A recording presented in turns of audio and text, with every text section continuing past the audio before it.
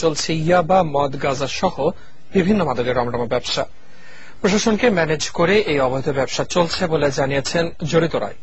আলমগীর হোসেনের ক্যামেরায় রাকিব হাসানের ধারাবাহিক রিপোর্টের আজ দেখুন প্রথম পর্ব।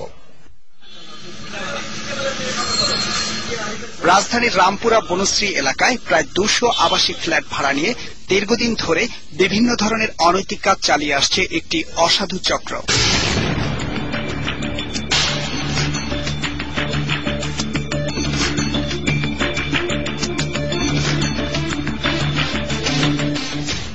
সরেজমিনে 21-এর ক্যামেরায় এভাবেই ধরা পড়ে ইয়াবা ও নারী ব্যবসার দালালরা। কি নাম বলেন, এটা কি? এটা তো আমার নিজের না, বুঝছেন, আমি দায়িত্ব পালন করি। নুরুল ইসলাম হচ্ছে আপনার বস? হ্যাঁ, খারাপ হইয়া। হ্যাঁ, আমি বুঝতে পারছি, যখন আমি চলে যাবো। রামপুরা থানা ছাত্রলীগের সেক্রেটারি পরিচয় দানকারী শামীমও এভাবে হাতে নাতে ধরা পড়ে। সেই সময় 21-এর প্রতিবেদককে দেখে নেওয়ার হুমকি দিলেও পরবর্তীতে বিভিন্ন স্থানে দেখা করে ম্যানেজের চেষ্টা চালায়। বনশ্রী এলাকায় মাদক ব্যবসার হোতা কথিত স্বাধীনের মা।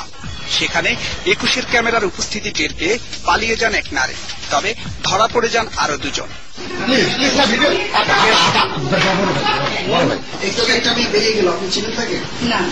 আমি একটা মিডিয়া পার্সন, সেই রেসপেক্টে আমি এখানে কি কার সাথে কি পরিচয় দিতে বড় ব্যাপার না।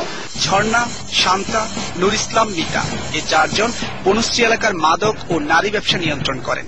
ঝর্ণার বাসায় নিয়মিত ইয়াবা সেবন এবং গাঁজার আসর বসে। গোপন ক্যামেরায় ধারণ করা ঝর্ণার স্বীকারোক্তিতে বেরিয়ে আসে প্রশাসনের জড়িত থাকার খবরও। সব প্রশাসনের ভোট, সবগুলা আমার পাবলিক খুবই কম। ওই ফাঁড়িতে ধরেন যে এরা আছে, মানে কোন মাসে দেয়, ওবার কোন মাসে দেয়ও না, মানে ওরা কোনো ই করে না, কিছু করে না। এক পর্যায়ে 21-এর টিমকে প্ররোচিত করতে দেয়া হয় অনৈতিক প্রস্তাব। এটা তো আছে সুন্দর ভাই, যা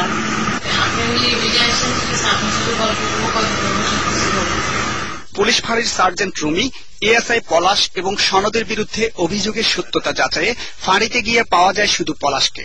তিনি অস্বীকার করেন সব অভিযোগ। আমি এ যাবতীয় এরকম ভাবে কোন সময় ইয়ে করে নাই, মানে আমার থেকে এরকম করে নাই আর কি। চিনতে পারে আমাকে।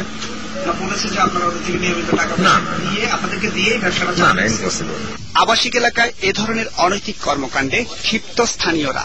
অনাচার কয়দিন চলবে? চললে তো দেখা দেখি সমাজ কলুষিত হয়ে যায়। আমাদের নিজেদের কাছেও খুব ছোট মনে হয়। আমি মনে করি যে সবাই মিলে এটা উচ্ছেদ করা প্রয়োজন। রাকিব হাসান, 21 টেলিভিশন, ঢাকা।